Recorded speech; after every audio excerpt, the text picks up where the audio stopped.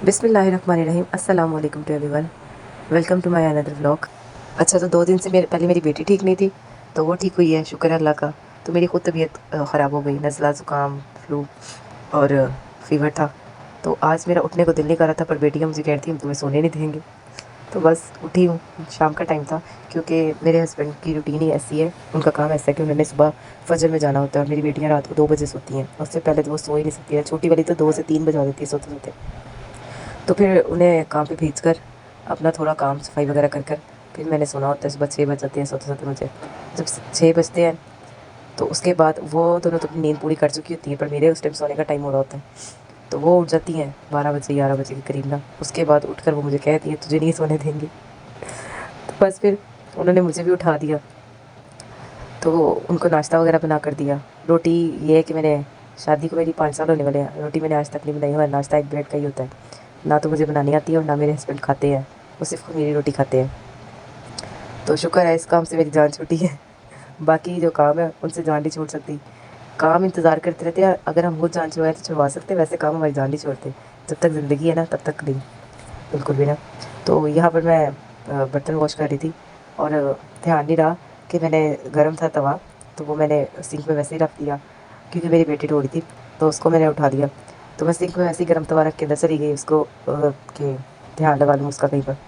तो उतने में उसका फीडर भी जल गया था गर्म तवे की वजह से। अच्छा, ये मेरे साथ ही होता है, ये आप लोगों के साथ भी होता है। मेरे से क्योंकि रोज़ का कोई ना कोई नुकसान होना ही होता है, और मेरी बेटियों की भी यही हालत है। जब तक वो कोई नुकसान है ना रोज़ का कर ले, उन्हें चैन नहीं आता। सेम मेरा भी यही हाल है।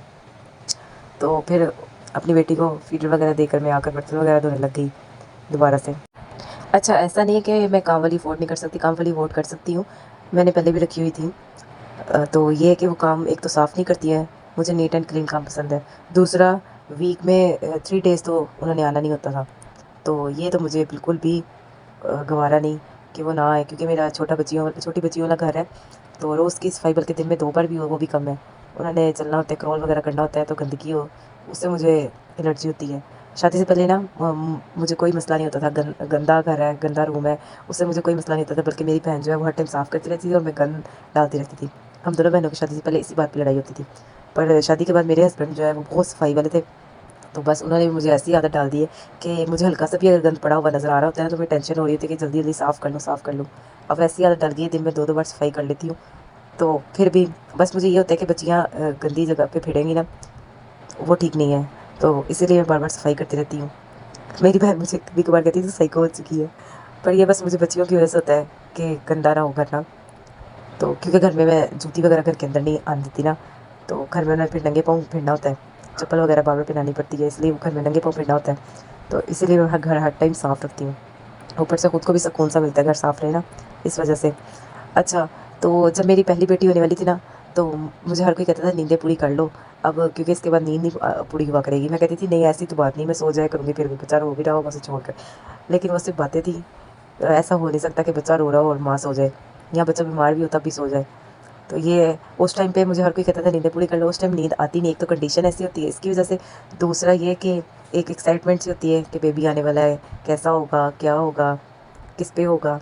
बस इसी वजह से नींद तो आती नहीं। लेकिन सबसे बच्ची का ये मैं कहती हूँ, कोई मेरी बच्चियाँ 3 दिन रख ले, 2 दिन रख ले, मैं सुकून से सिर्फ सोना चाहती हूँ। जिस दिन मेरे हस्बैंड छुट्टी करे ना काम से, काम पे ना जाए, उस दिन सिर्फ मेरी नींद पूरी होती है। क्योंकि अगर वो उठ जाए ना, तो मेरे हस्बैंड उन्हें दूसरे रूम में लेकर ना खेलते रहते हैं, या फिर उन्हें बाहर ले जाते हैं। उस दिन सिर्फ मेरी नींद पूरी होती है। अदरवाइज़ नींद पूरी हो जाए इनके होते हुए ऐसा सवाल ही नहीं पैदा होता। अच्छा, कभी-कभी मैं ये भी सोचती हूँ ना कि 3 दिन कोई ले ले और मैं नींद पूरी कर लूँ, लेकिन उसमें भी मैं सैटिस्फाई नहीं होती। यहाँ तक कि मेरी मम्मा का घर ना बिल्कुल ऊपर ही है, तो अगर वो वहाँ पर भी चले जाएँ तो मुझे फिर भी सुकून नहीं आ रहा होता कि घर में अब रौनक नहीं है, शोर नहीं है। आदत हो गई है इनके शोर की, इनकी आवाज़ों की, तो इनके बगैर भी मुझे सुकून नहीं है, इनके साथ भी मुझे सुकून नहीं है। अच्छा, मुझे ना शादी से पहले की लाइफ़ ना बड़ी याद आती है, क्योंकि तब ना अपनी नींद सोना होता था, अपनी नींद उठना होता था, जो दिल करता था वो करना होता था। और काम वगैरह तो मैं पहले शादी से पहले कोई काम नहीं करती थी ना घर का। तो शादी के बाद मुझे करना पड़ा। ये नहीं कि हस्बैंड मुझे कहते हैं, हालाँकि वो तो मुझे कहते हैं काम वाली क्यों हटाई है, बोलते हैं। लेकिन मैंने फिर उन्हें कहा कि मैं सैटिस्फाई नहीं होती हूँ, क्योंकि 3 दिन तो उन्होंने आना नहीं होता। मैंने काम वाली रखी हुई थी 3 दिन, वो सिर्फ़ वीक में आती थी और 3 दिन नहीं आती थी। रोज़ उसका कोई ना कोई बहाना, रोज़ उसका कोई ना कोई बहाना। तो बस मैंने फिर हटा दी। तो वो मुझे बोले भी थे हटा दिए, काम तुमसे होते नहीं है, तो क्यों हटाई है, लगी रहने दे, नहीं आती तो सी ना, चाहे 3 दिन आती थी। फिर भी मैंने कहा नहीं, मुझे नहीं ये सूट करता ना। खैर जल्दी-जल्दी मैंने फिर काम ख़त्म किए, क्योंकि आज हमें जाना था इम्तियाज़ स्टोर। मैंने अपने हस्बैंड से कहा था, तो बस बच्चों को रेडी किया और इम्तियाज़ स्टोर के लिए निकले। वहाँ पर जाके पहले मैंने बास्केट ली, तो फिर मेरी बेटी ज़िद करने लगी कि मैंने ट्रॉली लेनी है, ट्रॉली चलानी है। तो फिर मैंने ये ट्रॉली ली, तो वो बहुत खुश हो रही थी ना ट्रॉली को चलाते हुए। तो उसको सिर्फ अपनी चीज़ों की फ़िक्र थी कि मेरी चीज़ें ले लो, बाकी जाए बाहर में। तो बस फिर मैंने पहले उनकी चीज़ें इकट्ठी करनी शुरू की जो हफ्ते की हमने लेनी होती है उनकी ना, क्योंकि मेरे हस्बैंड को पसंद नहीं है कि वो शॉप पे जाएँ बच्चियाँ। हालाँकि हमारे घर के पास शॉप है, तो उनको नहीं पसंद कि ये अकेले में शॉप पे जाए ना किसी भी चीज़ के लिए मेरी बेटी। तो हम उनका वीकली जो होता है ना चीज़ें उन्होंने खानी होती है, तो वो हम ले आते हैं। तो बड़ी बेटी तो ज़िद कर रही थी, छोटी बेटी भी ज़िद कर रही थी कि मैंने ट्रॉली चलानी है। तो जैसे ही वो छोटी पकड़ती थी रोना शुरू कर देती थी बड़ी वाली ना। तो फिर मेरे हस्बैंड ने छोटी वाली को उठा लिया, तो फिर बड़ी वाली को मैंने ट्रॉली दे दी। तो मेरे हस्बैंड यहाँ बास्केट रख के पता नहीं किधर चले गए, मुझे ढूंढ रहे थे, और ट्रॉली मेरी बेटी चला रही थी छोटी वाली। तो अच्छा ये हुआ कि मैं वहाँ पर जाके जो मैंने अपनी चीज़ें लेनी थी ना, वो मैं वहाँ जाके भूल गई, और अपनी बेटियों का जो हफ्ते का कोटा होता है वो पूरा करने लग गई। और घर आके मैं हस्बैंड को बोल रही थी मेरी ये चीज़ रह गई, मेरी ये चीज़ रह गई। तो कह रहे थे तुम्हें वहाँ पर याद नहीं था, घर आके सब कुछ याद आ रहा है। तो बस फिर उनकी चीज़ें वगैरह ली। यहाँ पर सबसे बुरी चीज़ मुझे ये लगी, जो इंतज़ार करना पड़ता है ना बिलिंग के लिए, वो मुझे सबसे मुश्किल लगा, क्योंकि उस दौरान मेरी बेटियाँ हद से ज़्यादा तंग कर रही थी, और छोटी वाली तो फ़िश पॉइंट के पास से हिल नहीं रही थी कि वहीं पर वापस लेकर चलो। तो मेरे हस्बैंड ने उसको फ़िश से डराया, तो वो वहाँ पर रो रही थी ना बैठ। अच्छा मेरे साथ ना हमेशा ऐसा होता है कि जब भी हम कहीं शॉप पर जाते हैं ना, तो मुझे ना भूल जाता है मैंने क्या क्या लेना है, और जो फजूल चीज़ें होती है ना वो उस टाइम याद आ रही होती है, ये भी ले ली ये भी ले, और घर आकर फिर मुझे याद आता है कि हाँ मैंने ये भी नहीं लिया, अपनी ये चीज़ नहीं ली। और यहाँ पर मेरी सबसे बड़ी बेवकूफ़ी ये थी कि लेस का पैकेट था 6 का, और मैंने अपने उधर ना लिखा था 120 रुपीज़ का, और मैं अपने हस्बैंड को कह रही हूँ कि नदीम ये तो बड़ा सस्ता है। वाकई में सब सच कह रहे थे इम्तियाज़ तो, कि 6 लेस के पैकेट ना 120 में मिल गए हैं।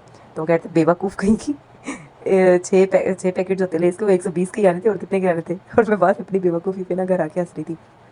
अच्छा चीज़ें तो जब ले आओ तो ले आते हैं, घर आके जो समेटना होता है ना वो सबसे ज़्यादा मुश्किल होता है। तो मैंने अपनी बड़ी बेटी को कहा कि आप मेरे साथ ना हेल्प करवाओ, क्योंकि वो अपनी चीज़ें नहीं खा रही थी, जब उसने खा ली थी ना मैंने कहा इसने तो जान नहीं छोड़नी चीज़ों की, क्योंकि दूसरी भी साथ शुरू हो गई। तो मैंने कहा चलो मेरी हेल्प करवाओ। तो वो जो उनका शॉपर है उसमें शिफ्ट करवा रही थी चीज़ें, तो कि मैं अलमारी में रख लूँ ना।